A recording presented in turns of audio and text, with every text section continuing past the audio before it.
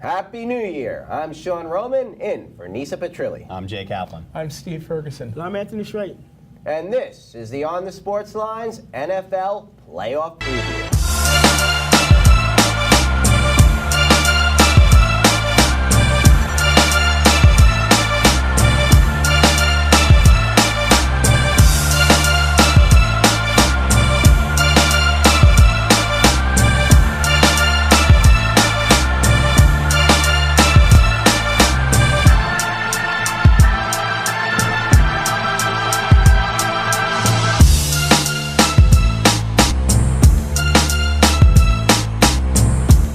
The first weekend of the new year brings us to the start of the NFL postseason and the end of college football.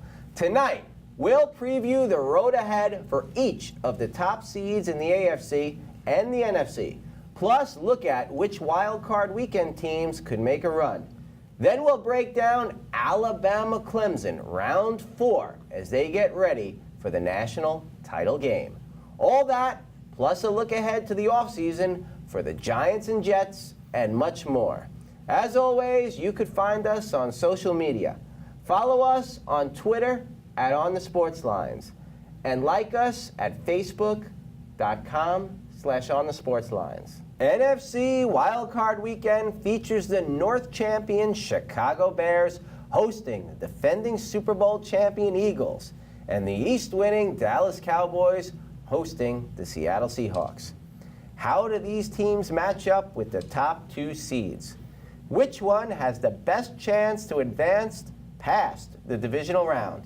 Our guys will weigh in here for our NFC playoff preview. Steve, the Saints are the NFC's #1 seed. What are the best and worst matchups for them? Well, the best matchup for them is definitely the Seahawks. The running game of the Seahawks is fantastic. #1 in the NFL. Russell Wilson will be the toughest to contain, as we all know, with his ability to scramble and run. Chris Carson has had an incredible year, a rookie who's run for over 1,100 yards. But if you can contain the running game of the Seahawks, that limits them to Doug Baldwin and Tyler Lockett. And while they're very good receivers, they are not super receivers. So I think that would be the best matchup. The one that they really want to avoid, by the way, is the Philadelphia Eagles. This team has been on fire, and especially with Nick Foles producing magic as he did last year, taking them all the way to the Super Bowl with Carson Wentz out. And I think the other thing you have to look at is the weapons that this guy has to work with. You know, when you have Zach Ertz, who is arguably maybe the second or third best tight end in the league, you have the return of Darren Sproles. Even the running game without their top running back, Jay Ajayi, they're still very dangerous. And Foles is unbelievably accurate right now. He's on a hell of a streak right now. You know, Foles, his record as a starter is like, 2 years. it reminds me of like when Bob Welch almost won 30 games 20 years ago, or even more than that now. Good point.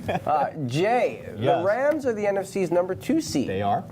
What are the best and worst matchups for them? A team that could have easily been the #1 seed. Very easily could have. If I'm Sean McVay, I want the Cowboys in the divisional round. You know, these guys needed a last-second heroics to get past the Giants of all people. They don't do well away from Big D, 3-5 on the road. 3 of those losses to playoff teams. They still run the ball well. They've got Zeke Elliott, who is, you know, still Zeke Elliott. Right. The passing game, though, is kind of stagnant, not very dynamic. Jason Garrett is an overly conservative coach, and they rely probably more than they should on their defense to kind of make some plays. Now, look, that formula may get them past Seattle, Steve, but I mean, against the Rams, not really so much. The Rams have gotten some increased playmaking from their defense of all places. 4 turnovers in the season finale against the Niners. They get Todd Gurley back. Guy put together over 1,800 yards from scrimmage and 21 touchdowns in just 14 games. Jared Goff will have his full complement of weapons. This is an offense that had the only offense over 200 completions and 60 rushes of 10 yards or more. I don't see Dallas getting past them. The team that they don't want to see is the monsters of the Midway, the Chicago Bears. They held Goff to a 19 passer rating, picked him 4 times, sacked him 3. The Rams had their lowest point total of the season, 6, in a 15-6 loss in Chicago Week 14. Look, you know, the Bears win time of possession, 194 yards on the ground in that win, held the ball for 37 minutes. Goff can't do anything if he's not on the field with these guys. You know, I mean, look, they led the NFL in scoring defense, rushing defense, turnovers forced, second in sacks, allowed the fewest first downs. Look, this is the classic matchup of an irresistible force versus an immovable object. And I got to tell you, the Rams may need Goff to be perfect and Mitch Trubisky to once again throw 3 picks for them to get past the Bears. Anthony, which wild card team this weekend is best equipped to make an NFC playoff run? You know what? You got to go with the Seattle Seahawks. It's because I agree. We have that running game, the three-headed monster of Chris Carson, Mike Davis, and Sean Penny. They can keep high-power offenses like what the Saints and the Rams have off the field by running the ball, controlling the clock, controlling the tempo. 160 yards per game, which is tops in the NFL. Look at the offense, 26.8 points per game. That was 6th in the NFL. Russell Wilson, a career high 35 touchdowns, to go to 7 interceptions, but more importantly, they don't turn the ball over. No. Just 6 turnovers in the last 14 games after they were a turnover machine the previous 2. Those are recipes for a good Super Bowl run. You can run the ball, you can keep teams off the field, and you don't beat yourself. All right. AFC Wildcard Weekend features the South champion Houston Texans hosting the Indianapolis Colts and the North-winning Baltimore Ravens hosting the LA Chargers. How do these teams match up with the top 2 seeds? Which one has the best chance to advance past the divisional round? The guys break it all down for our AFC playoff preview. Jay. Sean. The Chiefs are the AFC's #1 seed. They are. What are the best and worst matchups for Andy Reid's bunch? Can I tell you? I don't like any of their potential matchups, which you would think is crazy for a team that led the NFL in points and yards per game, led by only the second quarterback in NFL history to throw for 5,000 yards and 50 TDs in a single season. But if I'm going to pick the lesser of any of the evils, I'm going with the Colts. Yeah. Bear with me here. Patrick Holmes versus Andrew Luck, shootout football, whoever has the ball last. Colts are the hottest team coming into the playoffs. 1-9 of 10 in that streak. Luck, 70% completion, 23 TDs. #1 converting third downs, #5 in red zone TD percentage, and they're going against an Andy Reid defense that's given up the second most passing yards in the NFL. The Chiefs, tied for the NFL lead, 52 sacks. They have got to get to Luck, get him off the field, give Mahomes a chance to take on his secondary that was 29th in first downs allowed by pass and last in completion percentage allowed. The team that they don't want to see, Chargers and Phillip Rivers for the 3rd time. You know how it is, 3rd time against a division guy. Melvin Gordon's back. Joey Bosa's healthy. Melvin Ingram, Derwin James wrecking havoc. Split the season series. Chargers have no problem going into Arrowhead to win a game. You know what? Chiefs are giving up 165 yards on the ground. Gordon's going to run roughshod over them. I got to tell you, if KC gets the Phillip Rivers who played like an MVP in the first half of the season, Chiefs are in trouble. There is no easy road. Steve, all right, the Patriots are the AFC's #2 seed.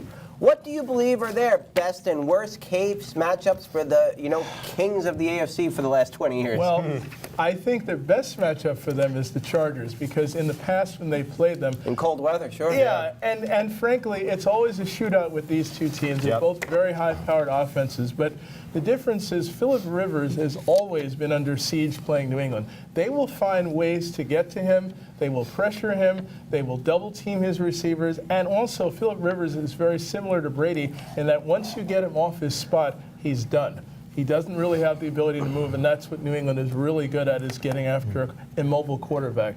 The team they really don't want to play right now are the Ravens. This team's defense is unbelievable. They are 7-1 in the last 8 games. They have a quarterback who is maturing and developing right in front of our eyes, Lamar Jackson. He is terrific.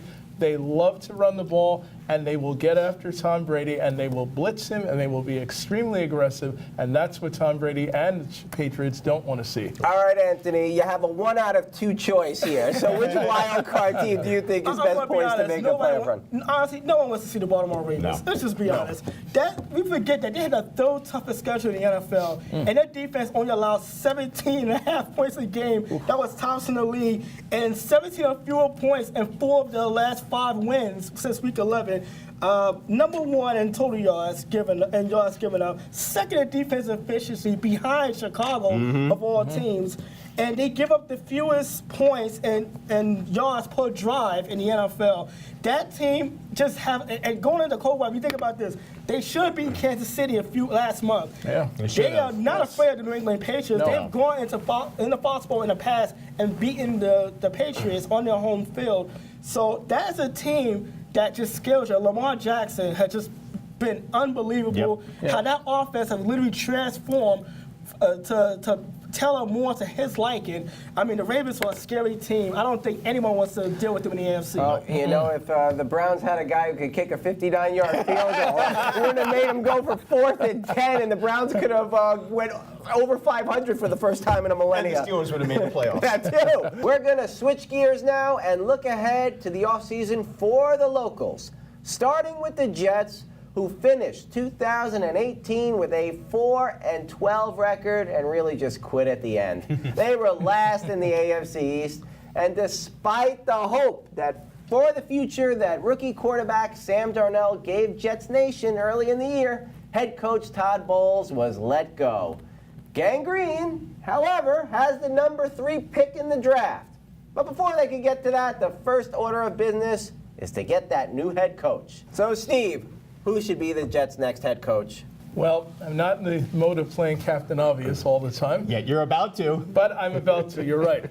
And they really have to look at going after Mike McCarthy. Mike McCarthy is a great coach. Yeah. The 13 years that he coached at Green Bay, this team made the playoffs 9 times in 13 years. If you're a Jet fan, you just want to see the playoffs. They haven't been there in 8 years, so that's reason number 1 you should go after this guy. Secondly, he also has developed Brett Favre, Hall of Fame quarterback, and Aaron Rodgers, who soon will be, despite the differences they had. Yep. With Sam Darnold developing as a quarterback, you need somebody with experience who knows how to run an offense. This guy definitely knows what he's doing. Jets, please get this guy. Anthony. Oh, for me, it would be Adam Gase, a guy that the Jets are familiar with because he was with the Miami Dolphins up until last week. His familiarity with the AFC East should be very important since he knows every team within the division. But we kind of forget that he worked with Tim Tebow, Peyton Manning, Jay Cutler, and a pre-ACL tail Ryan Tannehill. But we forget that he got the Dolphins to the playoffs in his first season when Tannehill went down with injury, and he had to do it with a backup quarterback. Got out to great starts in the first half, back-to-back years, kind of tailed off in the second half of the season. Look, I really think the Dolphins management did not do him any favors. No. There was a lot of key guys they got rid of. But when you look at Adam Gase, I feel like he didn't get a fair chance in Miami, all things considering. When you bringing him in with a young team, a fresh start, and because he has worked with quarterbacks, particularly Tim Tebow of all people, I think it would be good for Sam Darnold and developing him as more of an efficient quarterback and less of a turnover machine that we saw in the first half of the year. Yeah. You know Jay, what? I'm gonna make like you, and I'm gonna throw out the darkest of dark horses here. Cliff Kingsbury, former head coach at Texas Tech, recently named offensive coordinator at USC. And you know, here's the thing. He's on the Jets interview list, so they're gonna take a look at him. This is a guy who was the architect of some seriously explosive offenses at Houston and Texas Tech. He has worked with the following NFL quarterbacks: Case Keenum, Davis Webb, Baker Mayfield before he transferred, and a guy who I think Sean put up a couple of decent numbers this year as a starter, Pat Mahomes, had a pretty decent year, right? Look, Sam Darnold is coming off a good rookie season. Got some hope. He's the franchise guy. You need a guy with an offensive background. I agree with you guys there. I think Kingsbury can kind of get him to the next level. He's played the position, so to me that's a plus. He was productive at it when he played in college. Look, is this a risk? Absolutely. You got to pair him with a very experienced defensive coordinator, kind of how the Rams paired McVay with Wade Phillips. You want a guy who maybe has some head coaching experience. Here's the question, though. If Mike Maccagnan is on the hot seat with this hire, is he willing to take this kind of risk? Kingsbury's going to get in the room. It's a question of whether or not Maccagnan is, bowled over by him. No pun intended. Nobody seems to have any luck with the Jets. I guess, Rich Kotite wasn't the problem. Oh! Taking it back. Time now to turn our attention to the Giants, who finished 2018 with a pretty bad 5-11 record, last in the NFC East. Despite the record-setting season of rookie running back Saquon Barkley, the G-men still have plenty of holes to fill around him. What will they do with their number 6 pick in the draft? Part of that will depend on what they decide to do at the quarterback position for 2019. Anthony, this leads to the obvious question. What do the Giants do regarding Eli Manning? You know what? I would bring him back one more year, and it's mainly because right now the Giants really do not have any other options right now. You know, Justin Herbert, Oregon's quarterback, deciding to stay in college, kind of forces the Giants' hand a little bit. Would he have reached 6, though? I don't think so. No, if Herbert comes out, maybe, because the teams at the front end of the draft are looking a little more defense. But I mean, him staying kind of forces the Giants' hand a little bit. Dwayne Haskins, there's rumors that maybe he come out, but the Giants, they're picking 6 in the draft. They may have to trade up to get that quarterback if he's available. But you look at the Giants right now. I mean, Eli Manning's due $11 million next season, the final year of his contract, a $5 million bonus that kicks in March 17th. And it's like, if you cut him, that's a big roster, that's a big salary cap hit. And then you're basically going out to sign another veteran placeholder quarterback, which really doesn't make any sense. Nope. Because you'll be paying the same amount. Nick Foles is going to command a very high salary. I'm not a big fan of Teddy Bridgewater, and Bridgewater has not played a lot since that injury, let's be honest. Eli Manning, he showed that he still has it. When he has an offensive line to block in front of him, I think you bring him back one more year, let him get his swan song. You can bring in another young quarterback until then, and let him just be the mentor his last year. All right. Steve? You know what? I have to agree with Anthony. I think one more year of Eli is not going to kill them. The problem I see with the Giants is the offensive line more so than Eli. He was playing well the last few weeks. I think you have to give him credit for that. But I think if you're going to go outside the box, you might want to look at Nick Foles, because he has been so good in so many big games. And also with Pat Shurmur having been his offensive coordinator in Philadelphia, they have a connection right there. Bridgewater may not have played a lot, but everybody can see he has the talent. And if you remember, they got to a playoff game when he was at the Vikings, only to have the kicker blow the game for him. Go ahead, Jay. You know, look, Eli's going to start in 2019. You know, just even though Dave Gettleman was non-committal in his season-ending press conference, I talked to Joe Tafaro, our Giants insider, and we're both of the opinion that Eli will start next year. Joe is of the belief that Gettleman's going to focus on both sides of the line, but Eli's successor will get drafted this year. The quarterback that he said to me, keep an eye on this guy, Jay, Daniel Jones of Duke, redshirt junior, coming out after a 423-yard, 5 TD pass in the blowout win over Temple in the Independence Bowl. Moving up people's draft boards, especially with Herbert, going back to Oregon. He has the smarts, he makes all the throws. Here's the big thing, though, that he has going for him. His head coach, David Cutcliffe. Does that name sound familiar? Yeah. Well, it should. He was Eli's head coach at Ole Miss. So that has, that's going to play in his favor. Look, while the Giants going to take him at 6, chances are he'll be there. The question is, are they going to move? Are they going to take the peck at quarterback, or are they going to pray that they have a better option in 2020 where there's more quarterback prospects, but potentially no mentor for whoever they take? It's going to be interesting. Eli Manning, I mean, do you blame Eli Manning because No! the Giants' defense can't stop a 4th and 15? No! He's back there, played his heart out all year, and the other guys who are in the playoffs match up their Super Bowls with Eli and how they play. Phillip Rivers, he doesn't have a Super Bowl to his name. Ben Roethlisberger, they're equal. They got 2. Two. Nick Foles got 1. Eli still got more. Drew Brees got 1. I mean, everybody but Tom Brady. Eli Manning's a solid pick for, piloting your offense. Yeah, he is. All right. College football's title game is January 7th in Santa Clara, California. It'll be between Alabama and Clemson. Alabama killed Oklahoma, and Clemson destroyed Notre Dame. Each team has beaten the other, Alabama and Clemson, for a national championship in the playoff era, with Alabama coming on top twice. How will this edition of the matchup play out? Our guys will tell you all you need to know. Jay, the title roll if Tua has enough time to attack the Clemson secondary. Clemson has the nation's best defensive line, and preventing them from collapsing the pocket and disrupting Tagovailoa's passing rhythm is going to be key. Alabama only allows about 1 sack per game. If they can give him time to throw, Clemson's secondary is not all world. But here's the thing that puts it in Alabama's favor. All-American Dexter Lawrence will be out for that game, suspended for a failed drug test. And look, no problem getting after Notre Dame quarterback Ian Book. Right. Season low 160 yards, sacked him 6 times. Tua is an entirely different animal here. The guy had more touchdowns, 4, than incompletions, 3 with no picks in that Orange Bowl win. Kid doesn't make mistakes, 70% completion, 41-4 touchdown to interception ratio. Alabama under him is averaging 48 points, 10 more than they averaged the last 3 years combined. Look, Dabo Swinney's got his work cut out for him, but I don't know. I think Tua and the Tide are going to roll again. Steve, Clemson will win if? They will win if Trevor Lawrence plays the way he did against Notre Dame. People have been talking about Trevor Lawrence already. His freshman quarterback who had a terrific year, who forced Kelly Bryant out of that school, and he's now at Missouri. By the way, 2 years from now, people are talking about Trevor Lawrence as being the #1 pick in the draft. Oh, yeah. This guy makes all the throws, all the no plays. doubt. He's as cool as the other side of the pillow to quarter. Thank you, Mr. Stuart Scott. So I will tell you right now, if he plays anything close to that, Alabama will better watch themselves. Anthony, what do you think the outcome of this game is going to hinge on? You know, it's going to come down to special teams, and can either of these two teams make a kick? I mean, Alabama's 93rd in special teams, Clemson's 99, but then you look at the kickers.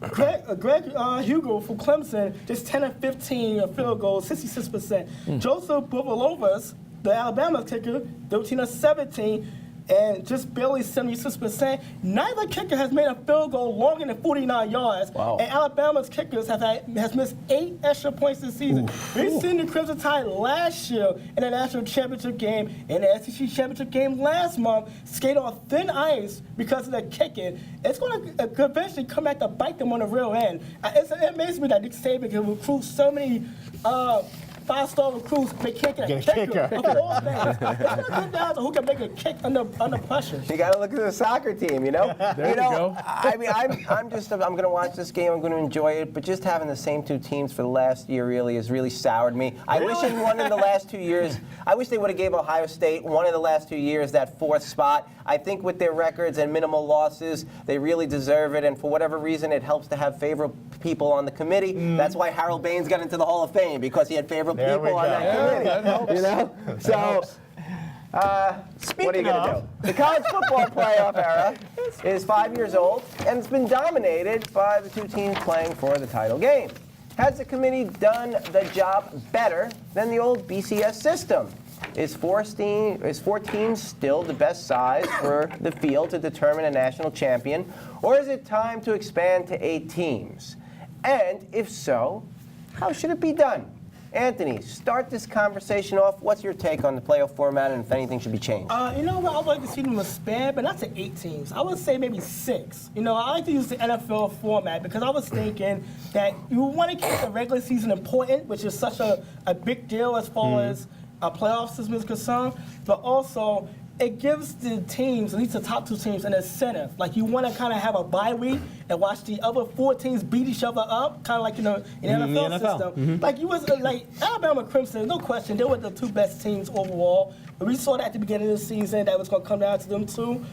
And to see them 2 have a first-round bye and see a team like UCF or maybe Ohio State or maybe even Washington beat the number 5, 6 teams, go in and maybe have their shot and that opportunity. I think it would have just opened up a lot of things. It would have been a little bit more fun. I only got look, Division II and Division III can play a playoff system in a month, but Division 1A, for whatever reason, still can't figure it out. All right, Steve.